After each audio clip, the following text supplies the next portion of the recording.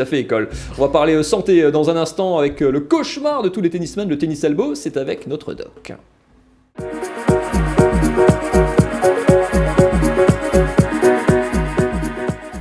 Et pour parler santé avec nous dans chacune des émissions, nous sommes ravis d'accueillir Cédric Daniel. Bonjour. Bonjour. Vous êtes kiné, on le disait en ouverture du côté de Strasbourg. On va parler, comme dit, du cauchemar des joueurs de tennis. Alors, soit qu'on l'a vécu, soit on voit les copains qui en souffrent. Le tennis elbow, c'est le mal absolu quand on parle de tennis. En tout cas, c'est la blessure la plus récurrente de ce sport. Effectivement, elle porte le nom. Si on doit sortir une pathologie chez le tennisman, et en plus on a la présence de Steve là qui nous a fait partager son expérience, c'est la pathologie du tennisman, le tennis elbow. De quoi on parle exactement ? Alors le tennis elbow, c'est une tendinopathie, donc une atteinte des tendons au niveau de la partie externe du coude, les épicondyliens. Et à l'opposé, on a le golf elbow qui est de l'autre côté. Et là, il s'agit des épis-trochléens. Et en fait, c'est une tendinopathie du coude.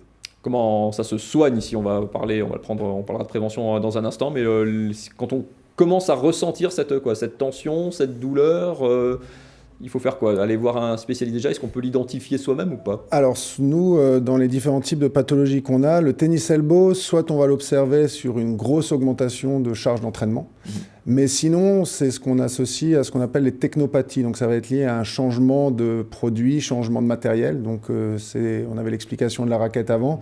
Ça peut être une modification sur le type de cordage, sur la tension, sur le type de raquette, le poids de la raquette avec son équilibre, un changement de grip. C'est des éléments qui peuvent intervenir. Et chez un joueur qui a une charge d'entraînement normale et d'un seul coup, il développe un tennis elbow, on peut souvent retrouver un côté matériel là-dedans. Une façon de le prévenir, ça va être on a une batterie d'étirements que l'on peut faire pour assouplir la musculature à ce niveau-là. Et c'est une bonne transition avec la gourde qu'on voit là, parce que ce qui est hyper important dans les tendinopathies, c'est toute la notion d'acidité et donc l'importance de l'hydratation, l'importance d'un équilibre alimentaire. Steve nous disait avant, si on veut durer dans le temps, dans la carrière, faut tout prendre en compte, et ça en fait partie. Comment ça s'était déclaré chez vous, Steve ? À quel moment ? Ça correspondait effectivement aussi à un changement de quelque chose ? Non, ça aurait été facile. Non, ça arrivait comme ça. J'ai pas changé de matériel, j'ai pas changé de raquette, pas changé de cordage. Je pense que... Après, il y a un volume aussi de jeu et d'entraînement chez les pros qui est conséquent, quoi. Oui, maintenant, il y a toujours eu, donc c'était pas vraiment un changement. Mais voilà, le fait d'avoir été opéré de l'épaule, du poignet, je pense que le bras a dû un peu compenser. Et je suppose que le coude ne s'en est pas sorti. Ce qui est intéressant de voir, pardon Mathieu, c'est le fait que vous avez aussi fait évoluer du coup votre matériel. J'ai souvenir que vous jouiez avec des raquettes très lourdes, avec des cordages tendus, et tout ça, après la blessure, vous avez commencé à regarder un petit peu plus dans le détail pour justement limiter au maximum l'impact de la raquette sur cette blessure. Oui, c'est ça, j'ai changé de raquette, j'ai changé de cordage, je suis revenu à un cordage plus souple, un mix entre un multi et un mono. J'ai changé de poids, d'équilibre, je suis descendu pas mal en termes de poids. Et malheureusement, voilà, ça ne m'a pas sauvé la vie, mais ça m'a aidé quand même un peu. Après, il faut s'adapter aussi en tant que joueur, parce que du coup, c'est quand même beaucoup de choses qui se modifient dans le jeu, quoi.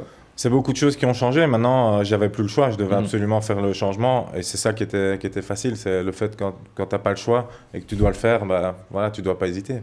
Cédric, juste avant la douleur, est-ce qu'il y a des signes avant-coureurs ou c'est quand même tout de suite une douleur qui est rapide si on veut être dans la détection rapide du souci ? Non, c'est ce que disait Steve avant. Ce qui est important, c'est si on arrive à être dans le préventif plutôt que dans le curatif. C'est-à-dire que quand on commence à avoir des douleurs à ce niveau-là, c'est tout de suite agir. Donc, de première intention, le joueur rentre chez lui, il va appliquer de la glace, ce sera déjà bien.